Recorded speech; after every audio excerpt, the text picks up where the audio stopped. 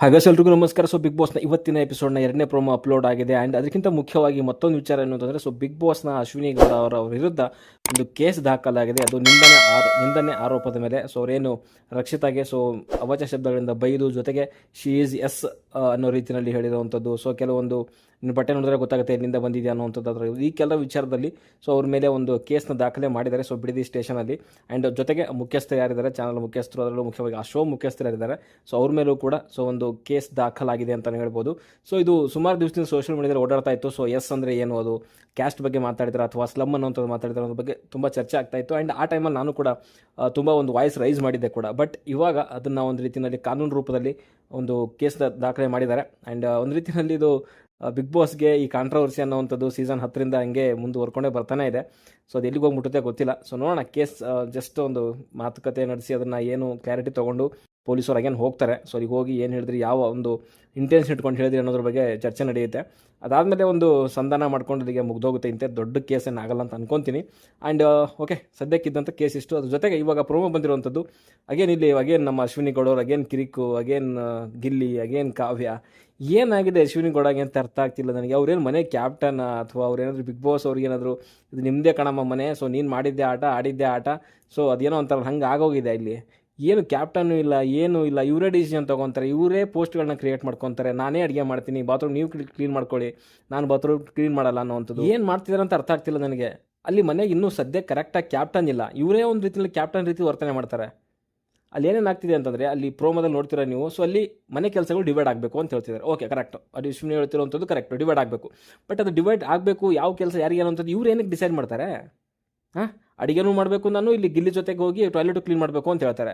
Toilet clean ಮಾಡು ಅಥವಾ ಅಡುಗೆ ಮಾಡು ಅಂತ ನಿಮ್ಗೆ ಕೊಟ್ಟೋರು ಯಾರು? ಅಡುಗೆ ಮಾಡಿ ಅಂತ ಕೊಟ್ಟೋರು ಯಾರು ನಿಮಗೆ ಅಂತ ಗಿಲ್ಲಿ ಕೇಳುವಂಥದ್ದು. ಮತ್ತು ಇನ್ಯಾರು ಮಾಡ್ತಾರೆ ಅಂತೆ? ಯಾಕೆ ಮಾಡಲ್ಲ? ಬೇರೆ ಯಾರಾದರೂ ಮಾಡ್ತಾರೆ.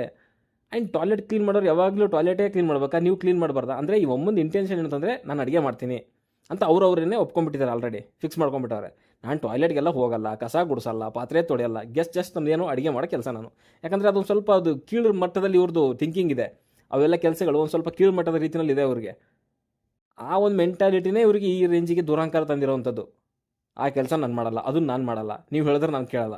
ಇದೇ ಒಂದು ದುರಹಂಕಾರನೇ ಈ ಮನೆ ಒಳಗಡೆಗೆ ಈ ಲೆವೆಲಿಗೆ ತಂದಿಟ್ಟಿರುವಂಥದ್ದು ಅಶ್ವಿನಿಗೆ. ಎಲ್ಲರೂ ಡಿಸ್ಕಷನ್ ಮಾಡಿ, ಲಾಸ್ಟ್ ಟೈಮ್ ಯಾರು ಮಾಡಿದ್ರಿ, ಈ ಸರಿ ನೀವು ಟಾಯ್ಲೆಟ್ಗೆ ಹೋಗಿ, ಈ ಸರಿ ನೀವು ಅಡುಗೆ ಮಾಡಿ, ಅಥವಾ ಯಾರು ಅಡುಗೆ ಚೆನ್ನಾಗಿ ಮಾಡ್ತಾರೆ ಅವ್ರಿಗೆ ಹೆಲ್ಪ್ ಮಾಡಿ. ಅಡುಗೆ ಮಾಡೋರು ಒಬ್ರಿಗೆ ಯಾಕೆ ಅಡುಗೆ ಮಾಡೋರಿಲ್ಲ? ಸೂರಜ್ ತುಂಬ ಚೆನ್ನಾಗಿ ಅಡುಗೆ ಮಾಡ್ತಾನೆ, ರಘು ಅವ್ರು ಕ್ವಾಟ್ಲೆ ಕಿಚನಲ್ಲಿ ತುಂಬ ಚೆನ್ನಾಗಿ ಅಡುಗೆ ಮಾಡ್ತಾರೆ. ಇನ್ಯಾರು ಇಲ್ವೇ ಇಲ್ವಾ ಅಲ್ಲಿ ಅಡುಗೆ ಮಾಡೋವಂಥವ್ರು? ಮಲ್ಲಮ್ಮ ಮಾಡ್ತಾರೆ, ಅವ್ರಿಗೆ ಬಿಡಬೇಕು. ಇವ್ರು ಬೇರೆ ಯಾವ್ದು ಕೊಡ್ತಾರೆ, ಟಾಯ್ಲೆಟ್ ಕ್ಲೀನ್ ಮಾಡಬೇಕು ಅಂದಾಗ ಹೋಗಿ ಮಾಡಬೇಕು. ಆ ದುರಹಂಕಾರ ಏನಕ್ಕೆ?